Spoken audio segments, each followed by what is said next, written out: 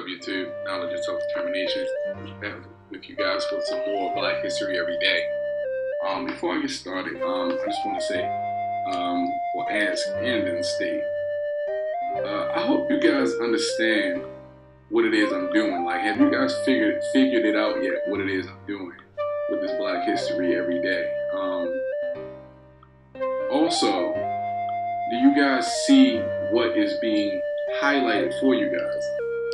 There isn't an industry that exists on this planet that if we get our hands on as a people, that we cannot be exceptional at. And I just want all you guys to think about that and remember that. Especially for you young kids who may listen to this. When I say young, I mean anybody that's, I'd say, 25 and under, for the most part. There isn't anything that we cannot put our hands on, sink our teeth into, and then become the best at it. No, there is not a thing. And with that said, I'll go ahead and get into today's Black History Everyday person of the day, at least one of them.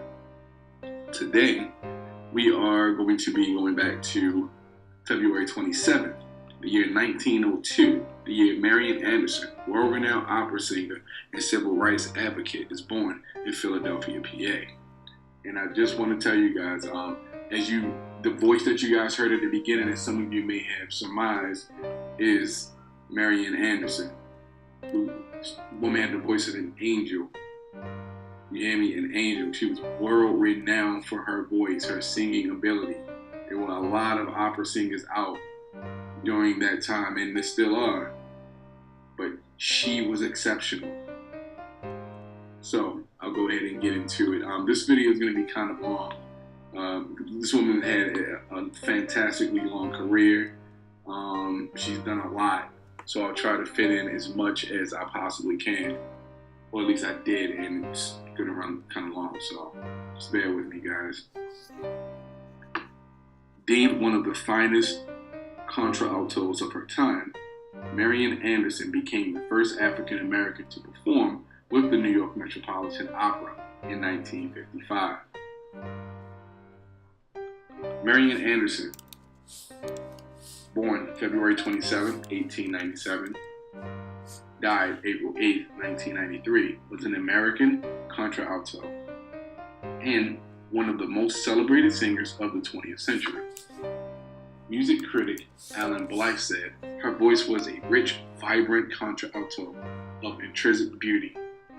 Most of her singing career was spent performing in concert and recital in major music venues and with famous orchestras throughout the United States and Europe between 1925 and 1965.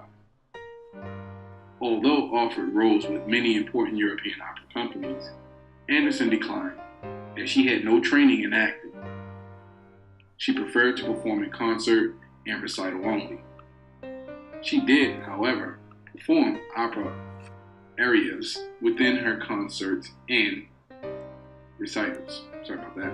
She made many recordings that reflected her broad performance repertoire of everything from concert literature to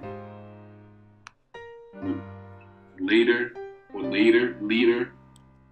to opera and to traditional American song and spiritual. The word L-I-E-D-E-R. I'm not familiar with opera lingo, so pardon the mispronunciation. Between 1940 and 1965, the German-American pianist Franz Rupp was her permanent accompanist. Anderson became an important figure in the struggle for Black artists to overcome racial prejudice in the United States during the mid-20th century. In 1939, the Daughters of the American Revolution, D.A.R, refused permission for Anderson to sing to an integrated audience in Constitution Hall. The incident placed Anderson into the spotlight of the international community on a level unusual for a classical musician. An acclaimed singer whose performance at the Lincoln Memorial in 1939 helped set the stage for the Civil Rights era. Marian Anderson was born on February 27, 1879 in Philadelphia, Pennsylvania, as we all know now. The oldest of three girls, Anderson was just 6 years old when she became a choir member at the Union Baptist Church, where she earned the nickname baby contralto. Her father, the coal and ice dealer, supported his daughter's musical interests, and when Anderson was 8, bought her a piano. With the family unable to afford lessons, the prodigious Anderson taught herself. So, on top of being, and like I said, you don't have to like opera. You don't have to dig on opera. However, I consider myself a real music fan because I like whatever inspires me, whatever touches me, whatever moves me, whatever the genre of music is. If I can dig the song and the lyrics and groove to the beat, then I like the song. I'm not stuck on just one particular genre of music. And as you guys have heard, and which will be playing throughout the video at certain points, this woman's voice was amazing. On top of that, she taught herself how to play the piano. At the age of 12, Anderson's father died, leaving her mother to raise her 3 still young girls. His death, however, did not slow down Anderson's musical ambitions. She remained deeply committed to her church and its choir and rehearsed all the parts, soprano, alto, tenor, and bass, in front of her family until she had perfected them. The congregation had such faith in her that they started a Marian Anderson's Future Fund, which would pay for lessons with the city's leading voice instructors and support her performances. The fund would provide Marian, with the support she needed after her father's death in 1911. She continued to give concerts while she attended the South Philadelphia High School for Girls, and her teacher, Dr. Lucy Langdon Wilson, arranged for the famed Italian voice master Giuseppe Borghetti to hear her. He remembers this first meeting as occurring, quote, at the end of a long, hard day when I was weary of singing and singers, and when a tall, calm girl poured out Deep River in the twilight and made me cry, end quote. While Philadelphia conservatories turned Marian away with the refusal, quote, we don't like color, end quote, she quickly acquired influential fans who would aid her career. While she was still in high school, Anderson attempted to enroll at a local music school, but was rejected with the curt statement, quote unquote, we don't take color, as we've heard before. She applied and was accepted to the Yale University School of Music, but a lack of finances prevented her from enrolling. Although she was not the product of a conservatory, Anderson was vocally prepared by Mary Saunders Peterson, Agnes Reifsnyder, Giuseppe Borghetti, and Frank LaForge. Over the years, she was coached by Michael Rochinson and Raidman von zur Mullen. And she also worked briefly in London with Amanda Aldrich, daughter of the famous Black Shakespearean actor Ira F. Aldrich. Borghetti, however, had the greatest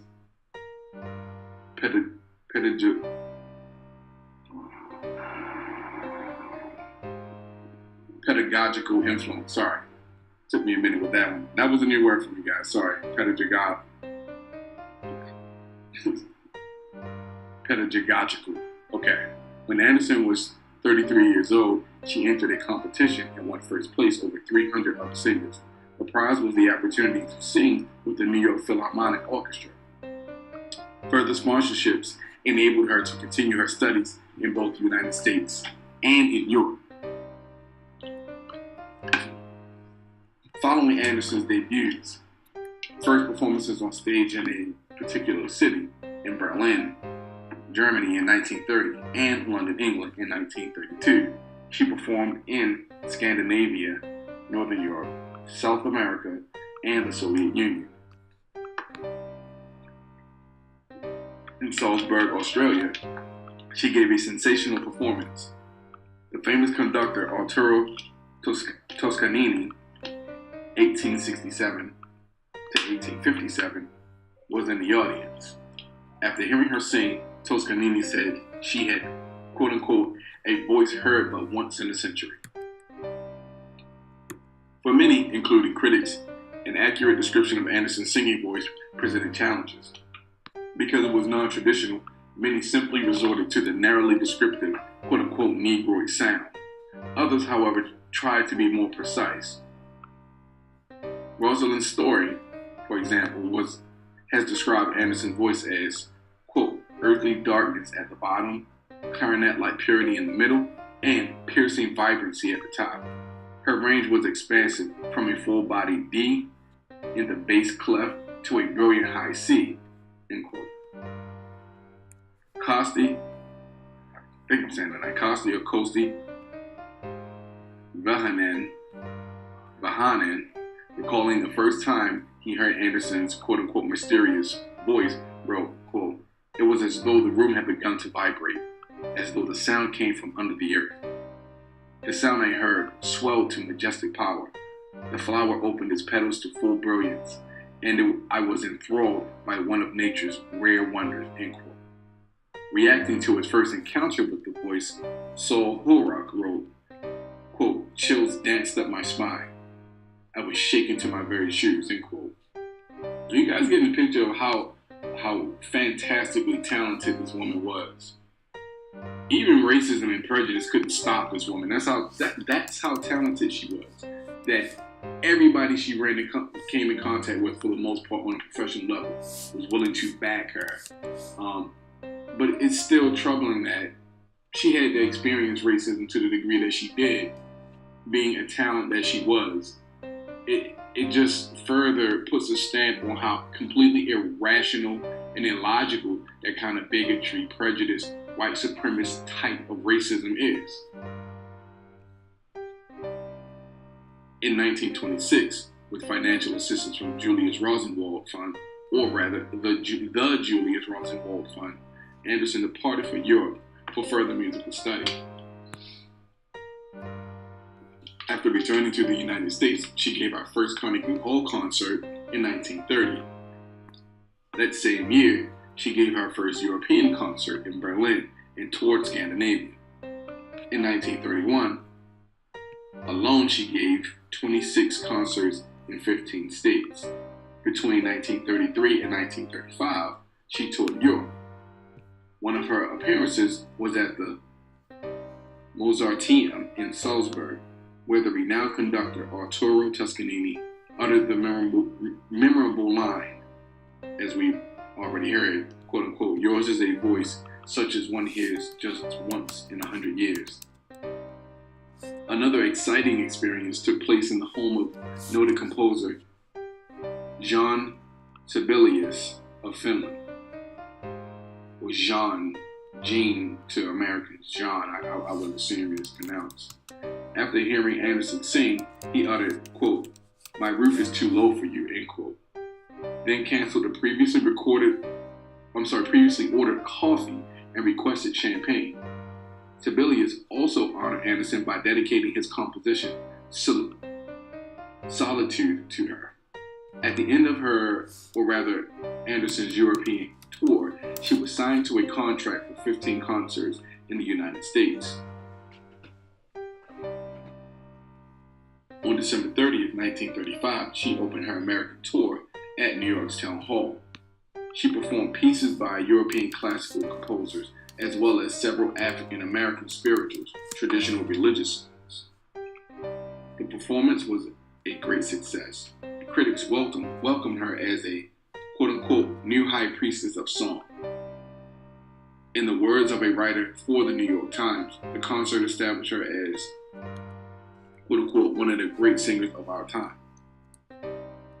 Over the next several years, Anderson sang for U.S. President Franklin Delano Roosevelt 1882-1945 at the White House, and for Great Britain's King George the Fourth, or rather the Sixth, 1895 to 1952, during his 1939 visit to the United States.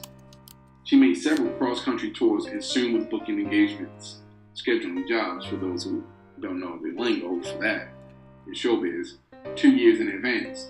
In one year, she traveled 26,000 miles. It was the longest tour in concert history. She gave 70 concerts in 5 months. Jeez. After World War II, 1939 and 1945, a war fought between Great Britain, France, the Soviet Union, and the United States against Germany, Italy, and Japan. Ended, she performed in major European cities again. By 1950, it was estimated that she had performed before nearly 4 million listeners. Despite the fact that she was the country's third highest concert box office draw, Marian was still subject to the racial bias of the time. When she traveled in the United States, she was often, like all African Americans of her time, restricted to quote-unquote colored waiting rooms, hotels, and train cars. In one instance, she was allowed to stay in an upscale Los Angeles hotel, but not to enter its formal dining room. She learned to avoid these affronts by staying with friends in the cities where she performed and driving her own car instead of taking the train. When she performed in the South, despite a general acceptance by the public, the newspapers could not bring themselves to refer to her as Miss Anderson. The Southern press came up with other forms of address in order to avoid paying her any type of deference. Artist Anderson and Singer Anderson frequently being used. Again, like I said, refer to my statement about the complete idiocy of this kind of bias, prejudice, white supremacist racism, whatever you want to call it. Just there is nothing intelligent about it at all. It's blind hatred. And we all know that, hatred is just fear in disguise. This type of treatment was symptomatic of the pervasive racism of the time. Jim Crow era, mind you. Keep in mind, this was all during the Jim Crow era, the early 20th century Jim Crow. It finally came to a head in 1939 when Marian's manager, Saul Horrocks, and Howard University tried to secure a performance for her at Constitution Hall in Washington, D.C. The Daughters of the American Revolution, which we touched on earlier, who owned the hall, refused to accommodate Anderson. The rebuff was widely publicized when Eleanor Roosevelt, the wife of Franklin Delano Roosevelt, herself a member of the D.A.R, publicly resigned from the organization in protest. In her letter to the D.A.R, she wrote, quote, "I am in complete disagreement with the attitude taken in refusing Constitution Hall to a great artist. You had an opportunity to lead in an enlightened way, and it seems to me that your organization has failed," end quote.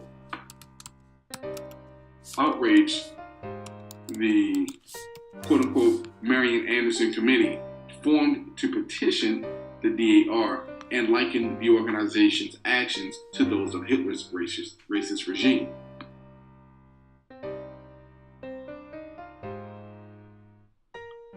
So let's see. Okay. 75 years ago, on April 9th, 1939, as Hitler's troops advanced in Europe and the Depression took its toll in the U.S., one of the most important musical events of the 20th century took place on the National Mall in Washington. There, just two performers, a singer and a pianist, made musical and social history. At 42, contralto Marian Anderson was famous in Europe and the U.S., but she had never faced such an enormous crowd. There were 7,500 people in the audience that day, and she was terrified. Later she wrote, quote, "I could not run away from this situation. If I had anything to offer, I would have to do so now," end quote. So, in the chilly April dusk, Anderson stepped onto a stage built over the steps of the Lincoln Memorial and began to sing, "My Country, 'Tis of Thee." Her first notes show no sign of nerves. Her voice is forceful and sweet, and the choice of music, that opening song, is remarkable given the circumstances. The NBC Blue Network announcer explained the unusual venue this way, quote, "Marian Anderson is singing this public concert at the Lincoln Memorial because she was unable to get in to get an auditorium to accommodate the tremendous audience that wishes to hear her, end quote. That was hardly the story. According to Anderson biographer Alan Keeler, she was invited to sing in Washington by Howard University as part of this concert series. And because of Anderson's international reputation, the university needed to find a place large enough to accompany the crowds. Constitution Hall was such a place, but the Daughters of the American Revolution owned the hall. They refused to allow her use of the hall, Keeler says. But she was black, and because there was a white artist-only clause printed on every contract issued by the D.A.R. So, again, I'm not going to keep on mentioning how imbecilic that type of racism and bigotry is, because you should probably get it by now. During World War II and the Korean War, Marian Anderson entertained troops in hospitals and bases. In 1943, she sang in Constitution Hall at the invitation of the D.A.R. Wow. To an integrated audience as part of a benefit for the American Red Cross. She said of the event, quote, "When I finally walked onto the stage of Constitution Hall, I felt no different than I had in any other hall. There was no sense of triumph. I felt that it was a beautiful concert hall, and I was very happy to sing there," end quote. By contrast, the District of Columbia Board of Education continues to bar her from using the high school auditorium in the District of Columbia. On July 17, 1943, in Bethel, Connecticut, Anderson became the second wife of a man who had asked her to marry him when they were teenagers, architect Orpheus H. Fisher, 1900 to 86. Sorry, so it's 1986. I apologize for that. Known as King. The wedding was a private ceremony performed by United Methodist pastor Reverend Jack Grenfell and was the subject of a short story titled The Inside Story, written by Reverend Grenfell's wife, Dr. Claren Coffin Grenfell, in her book Women My Husband Married, including Marian Anderson. Okay? According to Dr. Grenfell, the wedding was originally supposed to take place in the parsonage, but because of a bake sale on the lawn of the Bethel United Methodist Church, was moved at the last minute to the Elmwood Chapel on the site of the Elmwood Cemetery in Bethel in order to allow the event to remain private. In 1986, Anderson's husband, Orpheus Fisher, died after 43 years of marriage.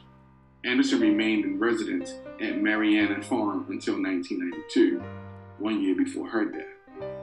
Although the property was sold to developers, various preservationists, as well as the city of Danbury, fought to protect Anderson's studio. Their efforts proved successful, and the Danbury Museum and Historical Society received a grant from the state of Connecticut, relocated the structure, restored it, and opened it to the public in 2004. In addition to seeing the studio, visitors can see photographs and memorabilia from milestones in Anderson's career.